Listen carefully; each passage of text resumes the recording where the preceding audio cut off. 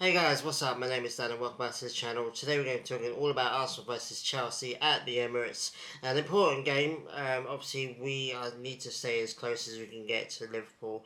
But also, obviously, Chelsea is trying to get into the top four. They're trying to get Europe next season. I think it's a little bit out of their reach right now, but they're still trying to fight it. So it's an important game and it's London rivalry as well.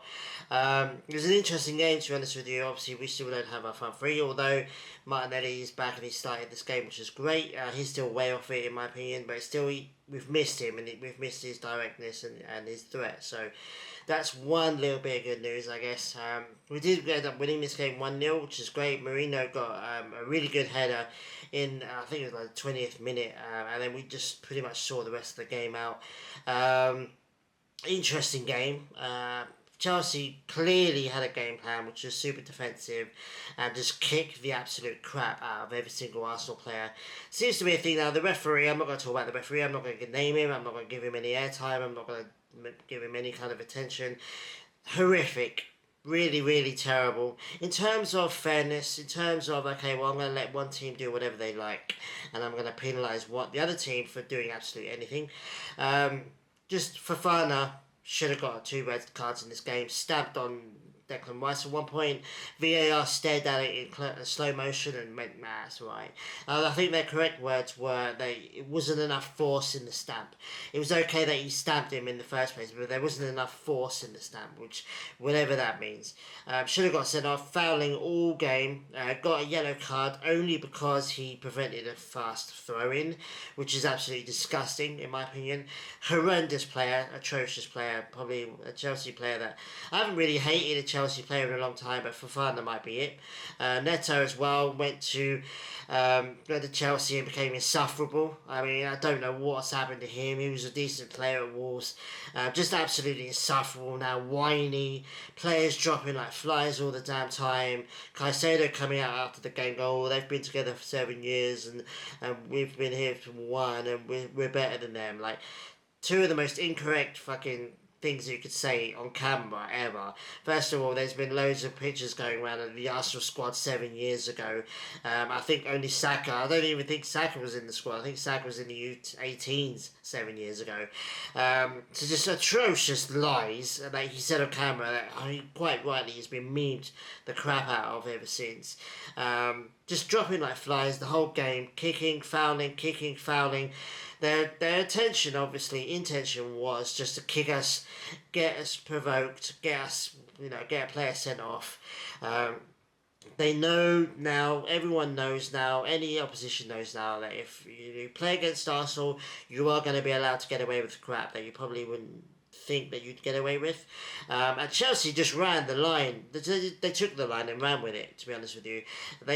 It was an exercise in them going, well, I wonder what we can get away with.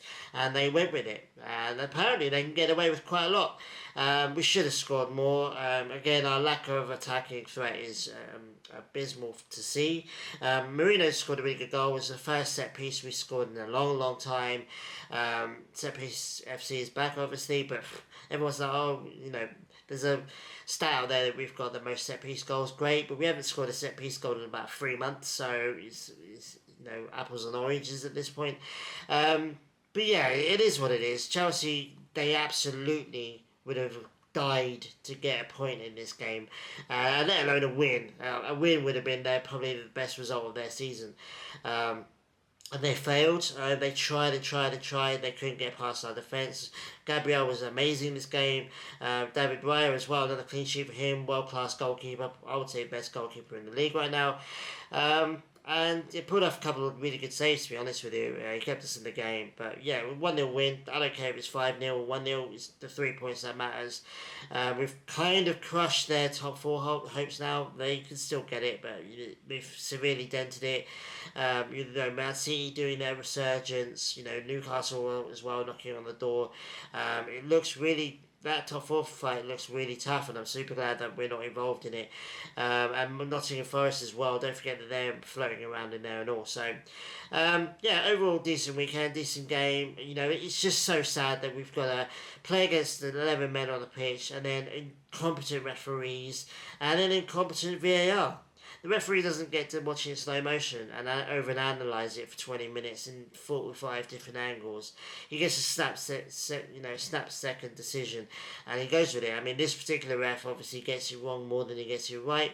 But VAR, there's absolutely no excuse. You're literally looking at a massive screen 6 inches away from your face in slow motion. Like, the fact that they book him for the stamp, loads of multiple different things. Cucurella handballed it in the box. Not only did he dived, then handballed it in the box, which should have been a penalty, and then got up and screamed at the linesman. All three of them are bookable offences. Didn't get a booking at all in this game.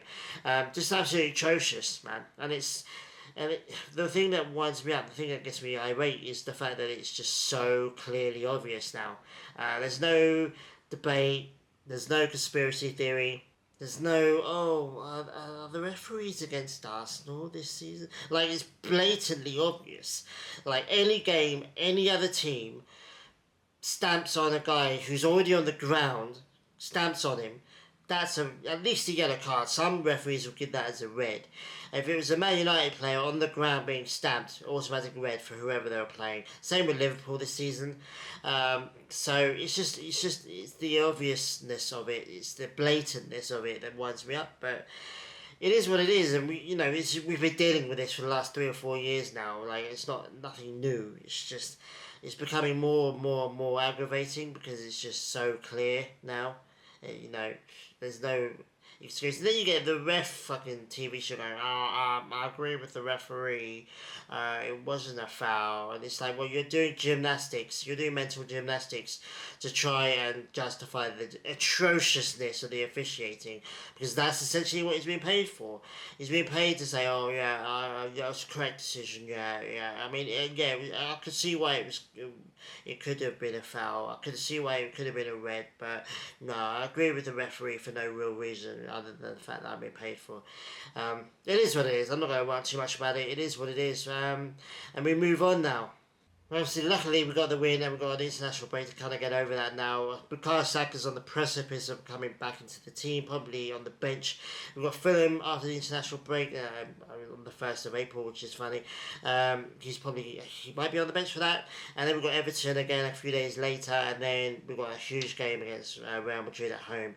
So yeah, Fulham, decent team. They beat Spurs comfortably when we were playing Chelsea. So they're no mugs. They were a decent team. They could hurt us. They've hurt us before. I think they beat us last season, if I'm not mistaken. So not an easy game.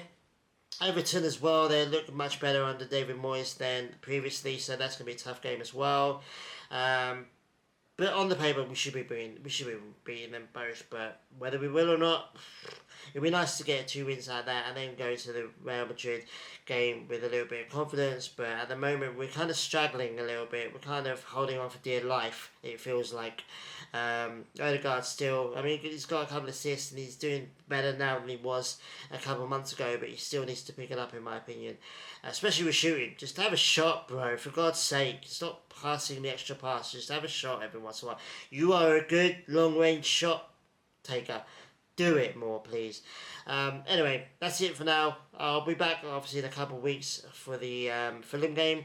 I might, depending on what my work roster is, I might do a video for that game. If not, I'll wait until after the Everton game.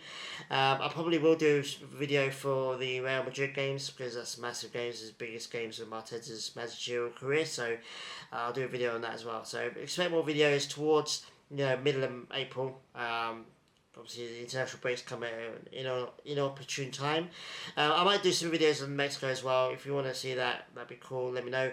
Yeah, anyway, guys, thanks for watching. I really do appreciate it. Let me know in the comments what you thought about the game, what you think about catching up with Liverpool.